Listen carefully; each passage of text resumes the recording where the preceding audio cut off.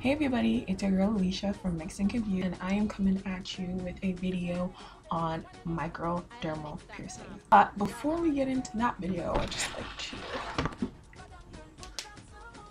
promote this shirt. If any of you guys are from Waterloo or Laurier, get this shirt, okay? Any links for the hookups on this shirt down bar below. It's comfy, it goes with everything. Throw on the shirt, a pair of jeans, and a sweater, and you're good to go. This video is going to be about microdermal piercings. So these are my microdermal piercings right here. They are on my chest, just below my collarbones, here on this side. These are my favorite piercings. I've had a couple other piercings. I have my nose pierced right now, my forward helix. I used to have an industrial bar. I used to have my tongue pierced. I used to have a bunch of helix piercings. And out of all those piercings, this piercing, sorry, is my favorite. To differentiate, the microdermal piercing is different from a surface piercing. A surface piercing basically just goes under a piece of skin, a bar goes under it, and then they have like the two balls or jewels at the end of the piercing. A microdermal piercing is more of like an anchor, and it goes into your skin like that. It's like this, and then you screw the jewel on top here, and then the skin grows into holes at the base of the piercing. Microdermal piercings are semi-permanent. You can get them removed, but you have to get them surgically removed. They tend to have a high rejection rate, and that is because, well, it could be because of where it is placed. They could get pulled out depending on where you can put them, and you can basically put microdermal piercings any freaking where you want. If the area does come in high contact with anything, I guess, so like if you get one on your wrist, you know, you're always using your hands, stuff like that, it might be prone to rejection. I have had mine, I got mine in February of this year and it hasn't rejected yet, so I'm hoping that it stays forever because I really like this piercing. I clean the shit out of this piercing every single day. The reason why I clean it a lot is because it's a very tricky piercing. The microdermal piercing is basically one that you need to clean all the time. I needed to clean my piercing, and especially since I would be working out as well. After I got it, I did not work out for a week, and then I went back to the gym. Even when I did go back to the gym, I kind of avoided doing chest workouts and anything too much upper body. I would kind of like focus on legs and do cardio, but even with that, like the sweat was getting into my piercing, and I would just make sure to wipe off that sweat while it was still like really in the healing process. I would soak a cotton ball, or I would take a shot glass and just rest it there for a little bit.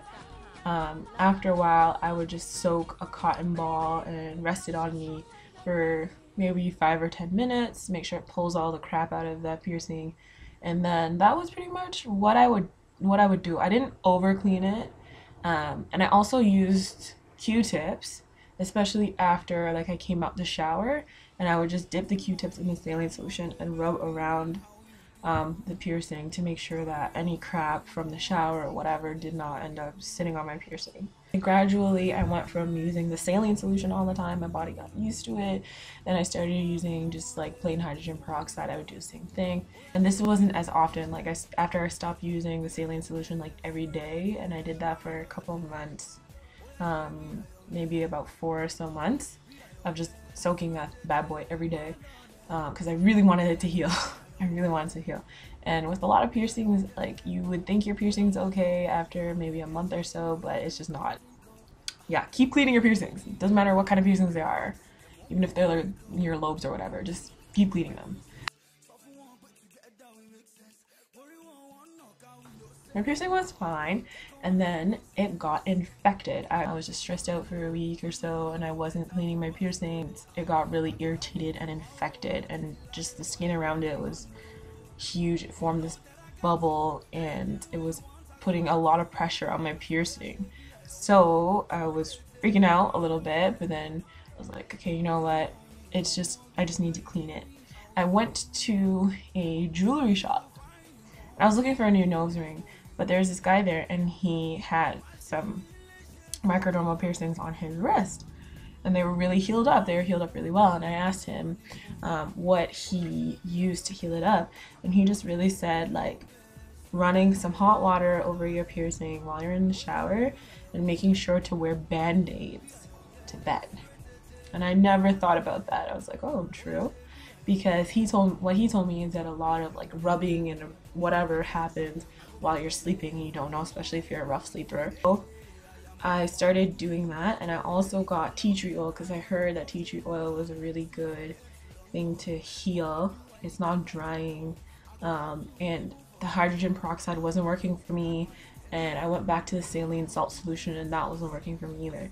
So I got the tea tree oil, and what I would do is soak my piercing in the morning, cotton ball, leave it on my piercing for a little bit, like just hold it there while I was like brushing my teeth or, you know, doing my hair, whatever, take it off. And I even wore the band-aids while it was infected. I just wore the band-aids a lot of the time. So I would even wear the band-aids to class and stuff like that so that my shirts and stuff wasn't rubbing against the piercing while it was infected. I'm really glad that it did come back to normal because I really do love these piercings. Think about it before you get this piercing. It's not one of these piercings that you can just kind of be like, hey, one day and get. They are semi-permanent. You are facing surgery if something does go wrong with this piercing, or you just don't want it anymore. Think about the placement, especially if it's somewhere and you're like, I don't like this. You have to get surgery to get the piercing removed, okay? So it's not just like anything that you can kind of just put in and be like, meh, I don't want it, take it out. Think about body modifications before you go ahead and modify your body, okay? Be patient with it. If you do have your microdermal piercing, you need to baby the crap out of these piercings. You soak your piercing even after it's like, even after you think it's fully been healed. Continue to soak your microdermals. They are a really pretty piercing. I love the way it looks. I think it just adds a kind of cool, like, oh, what's that factor. That was me rambling on forever about microdermal piercings, but I thought I would bring out a video that's a little bit different. Yeah, that's all I had to say. I hope you guys enjoyed this video, and may the goose be with you.